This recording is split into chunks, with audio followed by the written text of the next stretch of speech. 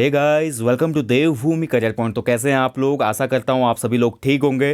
तो देखिए, करंट के टॉपिक हम डिस्कस करते हैं। लास्ट टॉपिक हमने डोबरा चांटी पुल के ऊपर बनाया था। हमने जाना उससे जुड़े महत्वपूर्ण परीक्षा उपयोगी तथ्यों को। आज के टॉपिक में हम देखेंगे सूर्यधार परियोजना, सूर्यधार बैराज, सूर्यधार झील चर्चाओं में थी बीच में, रिसेंट ये बहुत ही चर्चाओं में थी। और साथ ही जानकी सेतु, ये भी महत्वपूर्ण है। रैंडमली क्वेश्चन बन सकता है आयोग की अपकमिंग एग्जाम्स में कि सूर्यधार परियोजना कौन से जनपद में है, या सूर्यधार जो बैराज है किस जनपद में है। या क्वेश्चन बन सकता है जानकी पुल कहाँ पर है, या जानकी पुल किन दो प्लेसेज को जोड़ता है। तो ऐसे कुछ महत्वपूर्ण पॉइंट जानेंगे आज के इस टॉपिक में। तो चलिए शुरू करते हैं। सबसे पहले देखेंगे इसमें सूर्यधार परियोजना क्या है।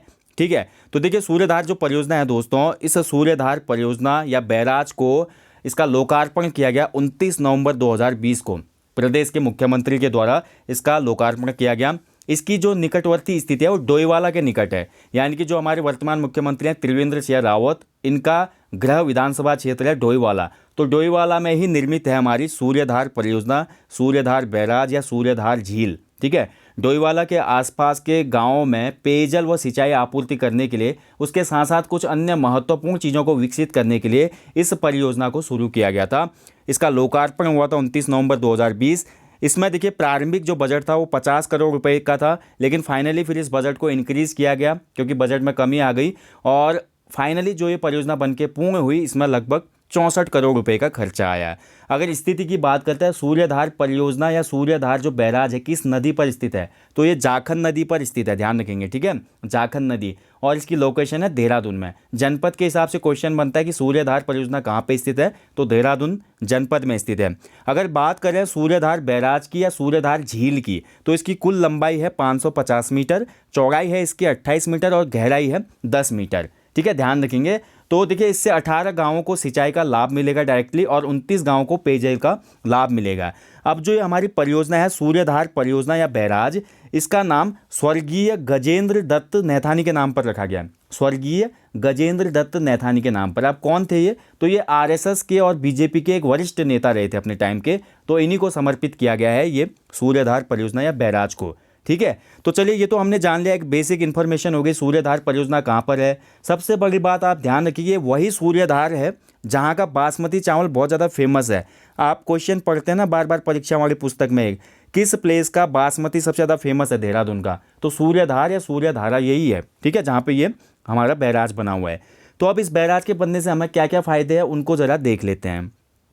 तो देखिए सबसे पहला जो लाभ मिलेगा इस बैराज के बनने से, आपको पता है कहीं पे भी हम देखिए जो भी पानी है उसका अगर संचय करते हैं, तो पानी का संचय करने से क्या होता है, निकटवर्ती क्षेत्र में भूजल रिचार्ज हो जाता है। जो ग्राउंड वाटर होता है ना, वो क्या हो जाएगा, वो रिचार्ज हो जाएगा, यानी कि उस क्षेत्र में बहुत अच्छे से हमें फिर पानी वानी प्राप्त हो सकता है।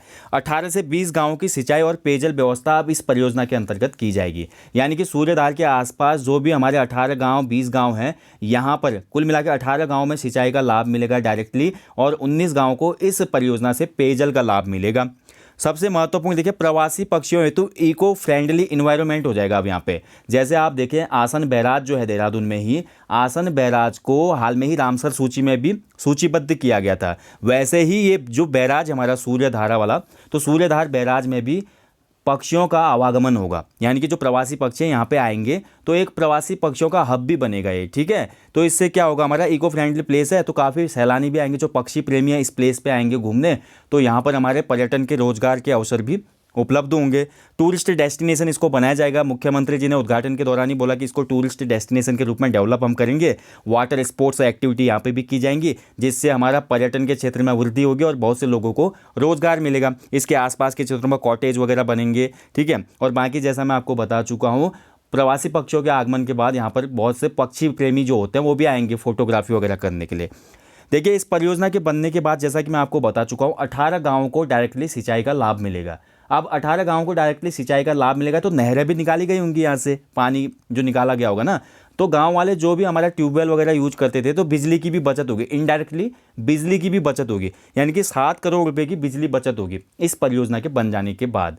तो ये है हमारी सूर्यधार परियोजना, जो कि जाखन नदी देहरादून पर स्थित है, और इसको रखा गया, इसका नाम किसके नाम पर रखा गया है, स्वर्गीय गजेंद्र दत्त नैथानी जी के नाम पर। ठीक है, तो ये इसके लाभ हैं।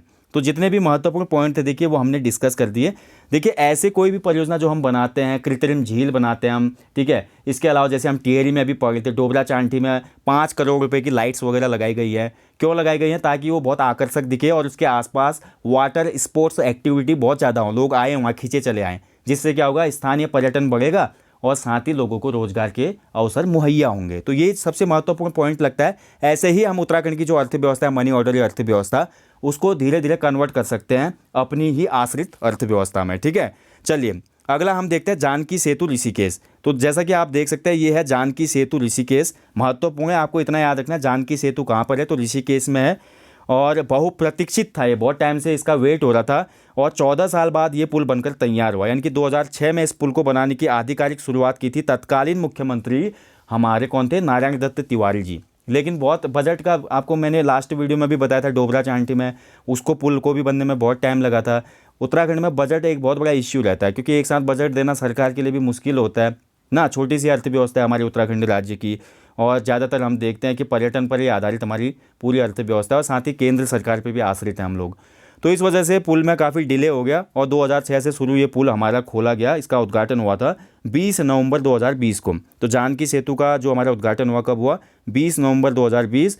ये पुल जोड़ता है ऋषिकेश में किन दो प्लेसेस को, मुनि की रेती से स्वर्ग आश्रम को। ठीक है, तो ये पुल जोड़ता है मुनि की रेती को स्वर्ग आश्रम से। और कहाँ पर स्थित है ये पुल, तो पुल है लोकेटेड हमारा ऋषिकेश में। जनपद पूछेगा तो देहरादून हो जाएगा। ठीक है, तो ये है हमारा महत्वपूर्ण पॉइंट जानकी सेतु ऋषिकेश के बारे में। ज़्यादा इसमें आपको कुछ ऐसा याद रखना नहीं है।